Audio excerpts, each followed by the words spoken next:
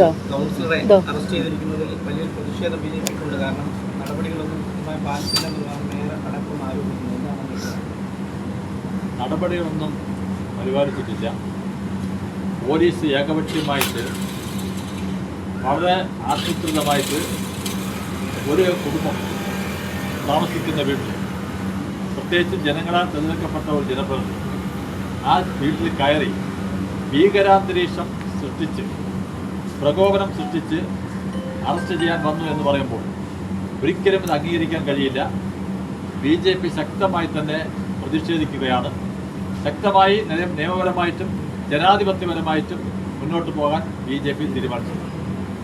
സുഗതനെ സംബന്ധിച്ചിടത്തോളം വാഴോട്ടുകോണം വാർഡിലെ ശക്തമായിട്ട് ജനങ്ങളുടെ ഇടയിൽ പ്രവർത്തിക്കുന്ന ഒരു കൗൺസിലറാണ്.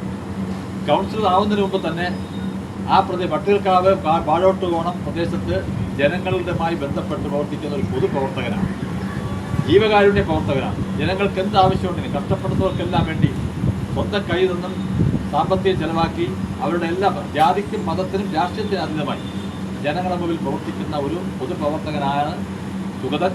ആ അംഗീകാരമാണ് കഴിഞ്ഞ തദ്ദേശ സ്വയംഭരണ സ്ഥാപനങ്ങളുടെ തെരഞ്ഞെടുപ്പിൽ BJP സ്ഥാനാർത്ഥിയായി, NDA സ്ഥാനാർത്ഥിയായി വാഴോട്ടുകോണത്ത് മത്സരിച്ച സമയത്ത് ജനങ്ങൾ തിരഞ്ഞെടുത്തു.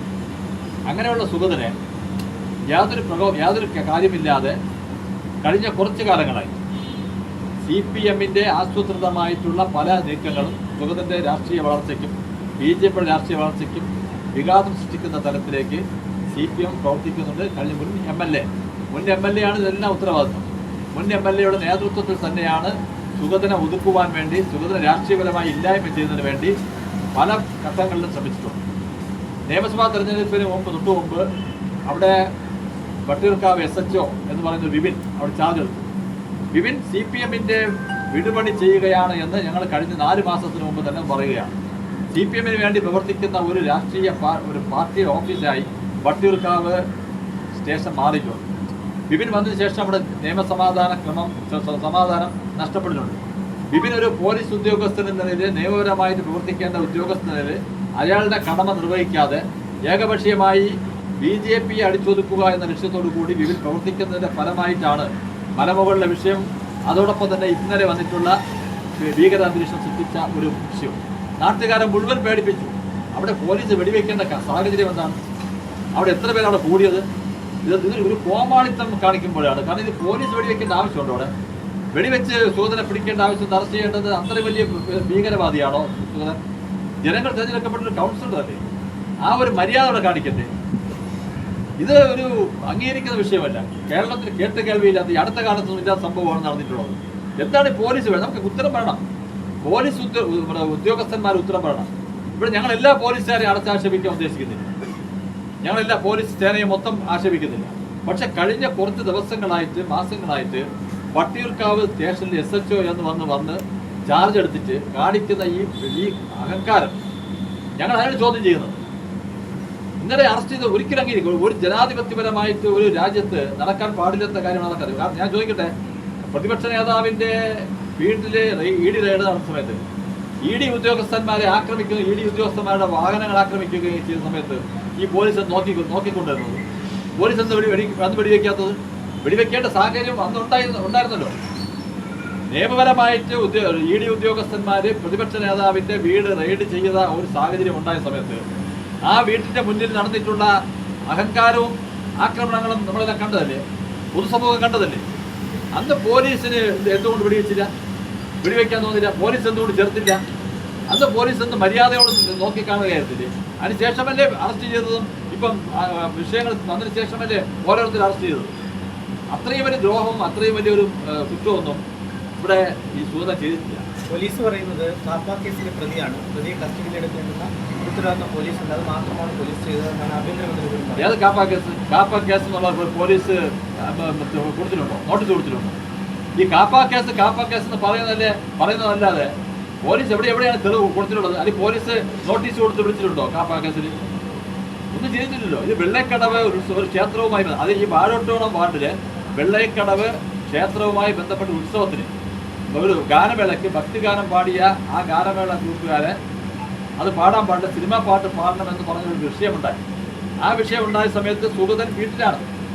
സുഗതനും ഭാര്യയും 2 മക്കളും സിനിമ കണ്ടുകൊണ്ടിരിക്കുന്ന സമയത്താണ്, ചാനലിൽ സിനിമ കണ്ടുകൊണ്ടിരിക്കുന്ന സമയത്താണ് ഈ അവിടെ ക്ഷേത്രത്തിന്റെ ഭാരവാഹികൾ വിളിച്ചുകൊണ്ട് ഒരു കൗൺസിലർ എന്ന നിലയിൽ അദ്ദേഹം അവിടെ എത്തി. 2 പ്രാവശ്യം ഫോൺ ചെയ്തിട്ട് 3ാമത്തെ പ്രാവശ്യമാണ് അദ്ദേഹം അവിടെ പോകുന്നത്. പോയ സമയത്തുണ്ടായ ചില ആക്രമണങ്ങൾ അവിടെ ഉണ്ടായി. അത് കൗൺസിലറുടെ ആശ്രിതമായി ചെയ്തതല്ല.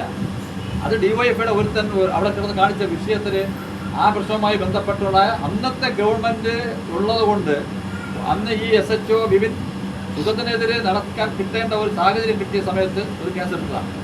ആ കേസിലാണ് ഹൈക്കോടതി 8ാം തീയതി ഹാജരാകണമെന്നും പറഞ്ഞിരുന്നത്. അപ്പം ചിക്കൻ ബോക്സ് അടിച്ച് അസുഖമായി കിടക്കുന്ന സുഗതൻ കോടതിയിലൊരു നോട്ടീസ് കൊടുത്തിരുന്നു, ഒരു അപേക്ഷ കൊടുത്തിരുന്നു. 2 ദിവസം സമയം കൂടെ വേണമെന്നോ. അത് ഇന്ന് വാദം കേൾക്കാൻ വച്ചിരിക്കുന്ന സമയത്താണ് ഇന്നലെ പോലീസ് പോയി ആക്രമിച്ചത്.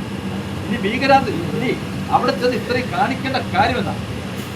പ്രായപൂർത്തിയാകാത്ത 2 കുട്ടികൾ, ആ 2 കുട്ടികൾ തങ്ങളുടെ പിതാവിനെ അറസ്റ്റ് ചെയ്യല്ലേ എന്ന് വിളിച്ച കുട്ടികളെ നിഷ്കരണം എടുത്ത് ദൂരെ അറിയുകയായിരുന്നു. സുഗതന്റെ വീട്ടിൽ അവിടെ അന്ന് ജനങ്ങളൊന്നും വലിയ ആൾക്കാർ കൂട്ടമൊന്നുമില്ല. സുഗതന്റെ ചേട്ടൻ ഭാര്യയും അടങ്ങുന്ന കുടുംബം അന്ന് അറസ്റ്റ് ചെയ്യരുത്, ഹാജരാവും എന്ന് പറഞ്ഞു. ദൃശ്യങ്ങൾ കാണുമ്പോൾ അറിയാലോ. ഇയാൾ ഇത്രയും ആക്രമിച്ച് പിടിച്ച് അയാൾ ഹാജരാവാന്ന് പറയണം. അതിനവിടെ ഇത്രയും ഭീകരാന്തരീക്ഷം ഉണ്ടാക്കുന്ന കാര്യം എന്താണ് ചോദിക്കുന്നത്? ആ മക്കൾ കിടന്ന് വിളിച്ച സമയത്ത് സ്വാഭാവികമല്ലേ, വിളിച്ച സമയത്ത് ഭാര്യയുടെ കെട്ടുകാരെ വലിച്ചു പൊട്ടിച്ചിരിക്കുന്നു. അത് നിങ്ങൾ നോക്കുമ്പോൾ അറിയാം പാട്. സുഗതന്റെ ചേട്ടന്റെ ഭാര്യയെ ആക്രമിച്ചിരിക്കുന്നു, വനിതകളെ ആക്രമിച്ചിരിക്കുന്നു. സർക്കാർ ഉത്തരവ് പറയട്ടെ. വനിതകളെ സംരക്ഷിക്കുന്ന അല്ലെങ്കിൽ കുട്ടികളെ സംരക്ഷിക്കുന്ന ഒരു മുഖ്യമന്ത്രി ഭാജപടിക്കുന്ന മുഖ്യമന്ത്രിയല്ലേ ഭരിക്കുന്നത്.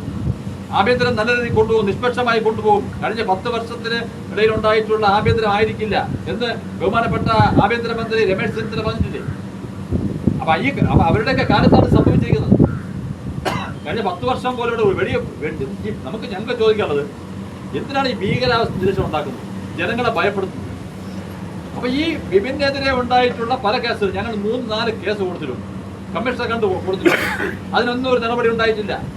അത് വിപിനെ ഈ പറഞ്ഞ SHO ലീവ് എടുക്കാൻ പറഞ്ഞിട്ടുണ്ട് എന്ന് പറഞ്ഞതല്ലാതെ കമ്മീഷൻ ഒന്നും പറഞ്ഞിട്ടില്ല. ഇന്ന് കമ്മീഷൻ രാവിലെ നിങ്ങളുടെ മാധ്യമങ്ങളോട് പറഞ്ഞപ്പോൾ എന്താ, വളരെ സമാധാനമായി ഞാൻ അന്വേഷിക്കട്ടെ എന്താണ് നടന്നത് എന്നല്ലേ അദ്ദേഹം പറഞ്ഞത്.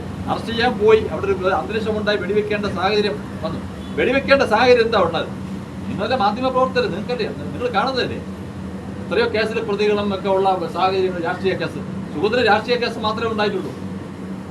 വാഴോട്ട് പോകണം എന്ന് പറയുന്ന CPMന്റെ ഏറ്റവും വലിയ കോട്ട എന്നറിയപ്പെടുന്ന BJPക്ക് ഒരിക്കലും ജയിക്കാൻ കഴിയില്ല എന്ന് വിശ്വസിച്ചിരുന്ന ഒരു വാർഡില് 450ഓളം വോട്ടിന്റെ ഭൂരിപക്ഷത്തിൽ ജയിച്ച ഒരു ജനപ്രതിനിധിയാണ്, ജനങ്ങൾ തിരഞ്ഞെടുക്കപ്പെട്ടാണ്.